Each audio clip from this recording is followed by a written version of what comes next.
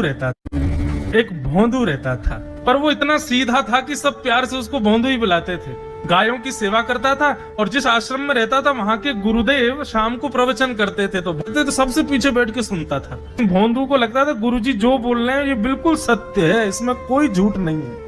एक दिन गुरुजी प्रवचन करते हुए बोले, यमुना के पल्ली पार भांडीर वन में ठाकुर जी गैया चराने आए। भांडीर वन का नाम सुनते भोंदू कान खड़े हो गए। बोले भांडीर वन तो मैं जाता हूँ गैया लेके, मुझे तो कभी मिले नहीं वहां पे। अरे मुंह में ही कमी होगी, मुंह में ही सामर्थ्य नहीं होगी उनको देखवे कि मैं ही नहीं देख पाए होंगे, वो तो आते होंगे वहां पे, मुझे ना दिखे होंगे। भोंदू ने पहली बार जिज्ञासा करी, गुरुदेव ठाकुर जी दिखते कैसे हैं? तो गुरुदेव भी हंस गया, अच्छा भोंदू पूछ रहा है, बैठ जाओ बताते हैं। मोर मुकुट पहनते हैं ठाकुर जी, और बोले दो कान हैं लेकिन कुंडल एक ही पहनते हैं। ठाकुर जी ऐसे पुष्प तोड़ के कान के ऊपर लगा लेते हैं, दोनों कानों में एक ही कुंडल को फेर फेर के पहनते। ठाकुर जी पीली पीताम्बरी, ऐसी ठाकुर जी पीली पहनते, पीली पीताम्बरी। माला कैसी पहनते हैं? ठाकुर जी ऐसी पहनते हैं पूरी पैरों तक जाए। ये देखो गुरु जी कह रहे हैं तो निश्चित है भांडीर वन में आते हैं ठाकुर जी। भोंदू अपनी गैया लेकर के भांडीर वन पहुंच गया।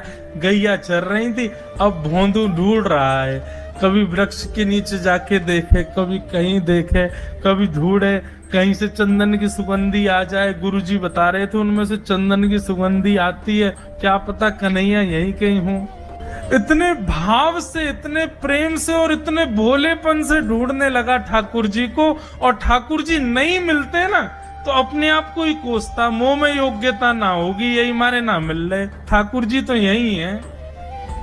गुरु जी की बात गलत नहीं है, ठाकुर जी तो यही है।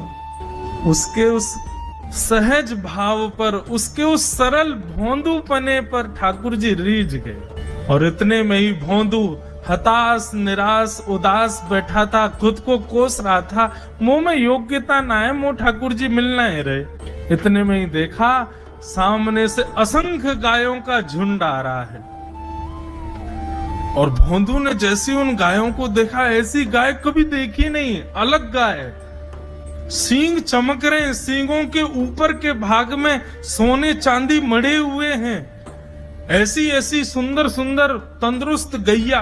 तभी देख रहा है भोंदू, पीताम्बरी पहनी है, गले में वैजंती माला धारण की है, सिर पर पाग पहनी है, एक कान में कुंडल है, मंद मंद मुस्कुरा करके दतुइयां दिखा रहे हैं, कटाक्ष नेत्रों से कभी इधर देख रहे हैं कभी उधर देख रहे हैं, अपनी वेणु को कमर में कस करके गैयाओं के गले में गलवैया डाल करके श्याम सुंदर भोंदू की तरफ चलते भय आ रहे हैं। ये दृश्य देख कर के हाथ पांव कांपने लगे भोंदू के।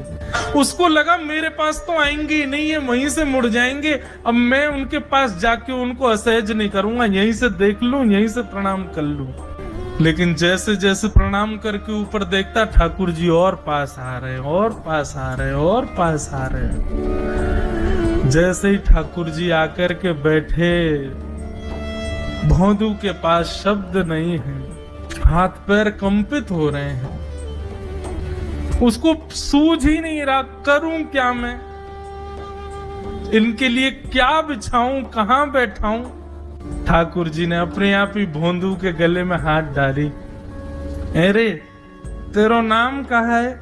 जैसे ही ठाकुर जी ने नाम पूछा, भोंदू अपना ही नाम भूल गया, बोले मुझे याद ही नहीं मेरा नाम क्या है, पर प्रेम से सब लोग मुझे भोंदू बुलाते हैं। अब तो भोंदू नाम सुनते ही ठाकुर जी ताली दे दे के हंसने लगे, तेरा नाम भोंदू है?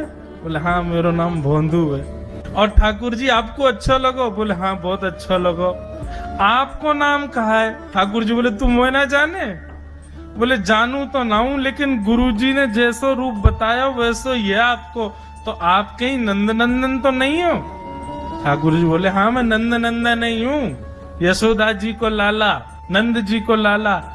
भोंदू बोलो जय हो भगवान, आज आपके दर्शन है गए। गुरु जी और सब बालकन को तो आप शायद रोज ही मिलते होंगे, लेकिन मैं ही अभागो, मुँह को आप आज ही मिले हो। ठाकुर जी बोले अब चल बात मत बनावे, जल्दी कछु खवा, मुँह को भूख लग रही है।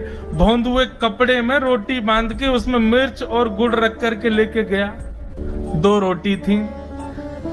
भोंदू ने जैसे खोली, एक रोटी ठाकुर जी के सामने धर दी, एक अपने पास रख ले। बोले मैं भी तो खाऊंगा। ठाकुर जी ने बढ़िया रोटी ऐसे घुमाई और प्रेम से गुड़ खामे और रोटी पान लगे प्रेम से। और ठाकुर जी तो चप चप करके नेक देर में पा गए। भोंदू तो भूल ही गयो, मुख खानो भी हो ठाकुर जी को ही देख रहा है। ठाकुर जी बोले और जोर की भूख लगी, ला अपनी रोटी दे दे। भोंदू बोलो मुंह को भी भूख लगी है। बोले अच्छा चल आधी आधी खा ले, या मैं आधी तू खा ले आधी मैं खा लूं, दोनों खा लिए। कल तो नेक्स्ट से ज्यादा सी रोटी ले आइयो, भूख ज्यादा लगे। और सुन यही समय आइयो, मिलूंगा कल भी तोते। ठाकुर जी अपने मार्ग पर चले गए। भोंदू इतना प्रसन्न है, बोले आज मुझ को ठाकुर जी मिल गए। गुरुदेव के प्रवचन का समय हो गया। भोंदू पीछे जाके बैठ गया, अपने गुरुदेव को प्रणाम करे, इनकी कृपा से ठाकुर जी मिले। उसने किसी को नहीं बताया, उसको लगा सबको ही मिलते हैं भगवान, मुझे ही मिले हैं बहुत दिन बाद। दूसरे दिन भोंदू खूब सारी सामग्री रसोई घर में इकट्ठा करके जाने लगा। किसी ने जाके गुरुदेव से कह दिया कि भोंदू बहुत सारी सामग्री ले जा रहा है। गुरुदेव ने जाके कही भोंदू इतनी सामग्री ले जा रहे हो भैया, वो भंडारो करेगो का? नहीं गुरुजी भंडारो तो नहीं करूंगा, वो नंद नंदन नाम है, वो यशोदा नंदन मदन मोहन, वो अपनी गैया चरा के आए, कल भी आए, मेरी रोटी खा गए, मैं भूखो ही रहेगो कल। या हमारे ज्यादा सी ले जा रहा हूँ, बेचारे बहुत भूखे आए कल कि उनको पेट भर जाएगा, मैं भी पा लूंगा। या हमारे गुरुजी आज ज्यादा सामग्री ले जा रहा हूँ। गुरुदेव ने मन में सोचा ये बात कोई और कहे तो अविश्वास किया जा सकता है, लेकिन भोंदू झूठ नहीं बोलता। भोंदू कभी झूठ नहीं बोलता, भोंदू की बात पर विश्वास करना ही पड़ेगा। गुरुदेव बोले सुन सुन ठाकुर जी आए थे। बोले हाँ अच्छा, उनका रूप कैसा था? जैसा रूप आपने बताया था ना गुरुजी, बिल्कुल वैसा, ऐसे कटाक्ष नेत्र, मोती जैसे दांत, ठाकुर जी की मुस्कान ऐसी, पाग ऐसी, कान ऐसे। गुरुदेव के तो नेत्र बंद हो गए, वे सब अनुभव करने लगे। लेकिन गुरुदेव बोले रूप कैसा भी बता दे, चरण यदि इसने बता दिए तो मैं मान जाऊंगा कि ठाकुर जी थे। अच्छा तूने चरण देखे? बोले हाँ गुरुजी मैंने चरण देखे। चरण कैसे थे? ठाकुर जी के चरण जब वो चल करके आगे बढ़ते हैं ना तो चिन्ह बन जाते हैं। कहीं ध्वजा बनी थी, कहीं शंख बना था, कहीं कुछ बना था। और उनके जो नखून है ना, उनमें से ऐसा लगता है मानो जैसे कोमल का पराग हो, कमल का पराग हो। और चरणों का रंग कैसा, जैसे मानो जैसे गुरुदेव कमल होता है ना, कमल की आकृति, ऐसे ठाकुर जी के चरण। जब चरण का यथावत वर्णन भोंदू ने कर दिया, गुरुदेव समझ गए। बोले निश्चित ठाकुर जी आते, नहीं तो भोंदू कहाँ जाने, इतनी बुद्धि नहीं है उस पे कि वो इतना सब कुछ ढूंढ धाड़ के मुझे बताए। भोंदू एक काम करेगा? बोले हाँ। ठाकुर जी आएंगे तो तेरे सखा बन गए? बोले हाँ। तो उनको लेकर के आश्रम आ जाए। भोंदू बोला कि इतने योग्य बालक हैं, लेकिन ठाकुर जी ने किसी से नहीं कही, मुझसे कही है। अगर मैंने ये काम नहीं किया तो मेरा जीवन व्यर्थ है। भोंदू को लगा ठाकुर जी सबसे ही मिलते हैं, गुरुजी किसी से भी कह के बुलवा लेते, मुझको काम दिया। भोंदू ने तो उसको अपने हृदय में ले लिया, अब ये काम मुझे करना है। बोले गुरुजी मैं वचन दे के जा रहा हूं, ठाकुर जी को मैं लेके आऊंगा। जा बेटा। भोंदू वन में चला गया। अब तो उसको मिलने की भी एक्साइटमेंट नहीं है और कोई उसके मन में भाव ही नहीं है, उसको ये है बस ठाकुर जी को मैं ले जाऊं। जा करके बैठा, ठाकुर जी अपनी गैया चराते भये, ठाकुर जी आए। रूप देख करके फिर से भावुक हो गया भोंदू।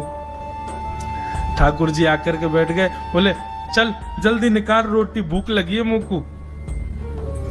भोंदू सजाता जा रहा है थाली, ठाकुर जी को देता जा रहा है। बोले जय जय, एक प्रार्थना करूं? बोले करो। आप मेरे संग मेरे सखाओ ना आप? बोले हाँ तेरो सखाऊं तो मेरी बात मानोगे? बोले कहा आप मेरे संग आश्रम चलो गुरु जी के पास। ठाकुर जी रोटी पाते जा रहे, ठाकुर जी ने अनसुनी कर दी बात। बोले जय जय कछु कहो ना, आप चलोगे ना? ठाकुर जी बोले हम तेरे सखा हैं, तेरे गुरु जी के सखा नहीं है। तू मोते मिल, तू मेरे संग खा, तू मेरे संग रहे, तू कछु कर, तो कुछ सब अधिकार है, लेकिन ये हम गुरु जी ते मिल बातें मिल ये सब हम नहीं करेंगे। हम बस तेरे सखाएं तो ही जाने और कोई ये ना जाने।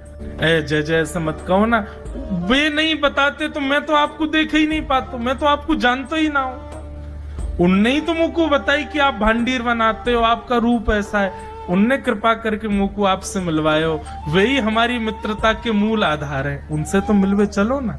ठाकुर जी बोले देख ज्यादा जिद मत करे, हमने तो उसे एक बार कह दी हम नहीं जाएंगे नहीं जाएंगे नहीं जाएंगे।